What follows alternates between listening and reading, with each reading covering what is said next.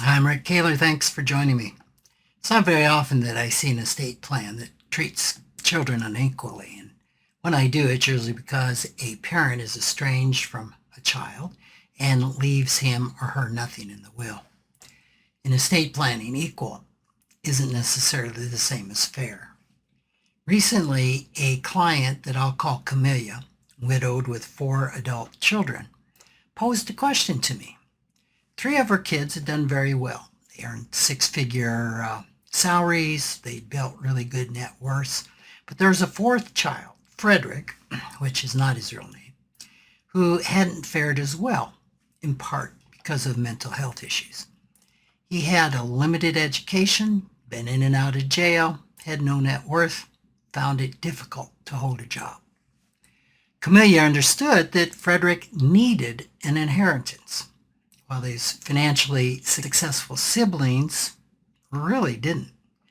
She wanted her estate to provide some basic support for Frederick, but she was concerned that any money left to him outright would be gone quickly, a reasonable concern.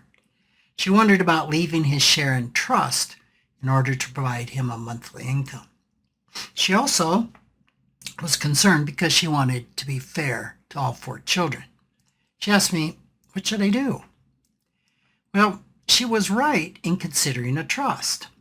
The problem was that Frederick's share of the estate was small enough that trustee fees would eat up the trust pretty quickly. If she left her entire estate in trust for Frederick, well, the trustee fees would be a little more palatable. But then that left the question of fairness.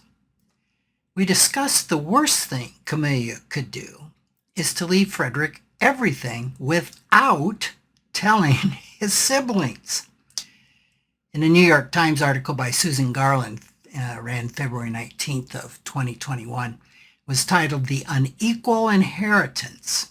It Can Destroy or It Can Work for Relationships."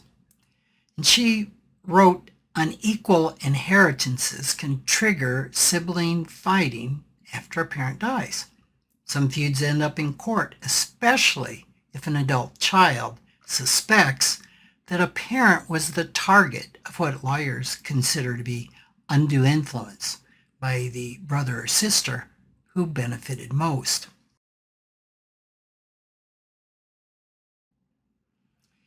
This sibling fallout can happen even if they knew about and agreed to the unequal distribution while the parent was living. Now, this is where difficult emotions can become easily triggered. Logically, the other 3 kids would probably agree their brother needed the funds more than they did. They might all nod their heads and say, yeah, that makes sense. Yet it wouldn't be unusual for them to feel resistance to him receiving their share of the estate and not say a word. Often, they might not even be able to admit that they even felt resistance. Why? Because of the shame they may carry around just feeling that. After all, their brother really does need the money worse than they do. Even if they can admit to feeling resistance, they might be unable to articulate why. The reasons why can be as numerous as the stars and would take a book to cover. The important thing for a person to acknowledge is that the emotions behind the reasons are not trivial. They are important and shouldn't be dismissed or minimized.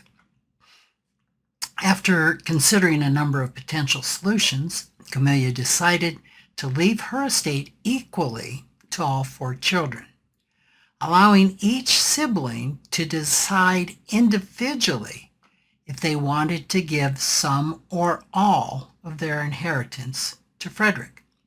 She did this by adding language in the will that if any child wanted to refuse, which is called disclaiming, the inheritance, it would pass to a trust set up for Frederick. This put the decision and the power with each of the other 3 children. This could still cause tensions between siblings, especially those who disclaimed and those who didn't. Still, this arrangement solved more problems than it created. It was Camilla's best effort to be fair to all her children. Thanks for listening.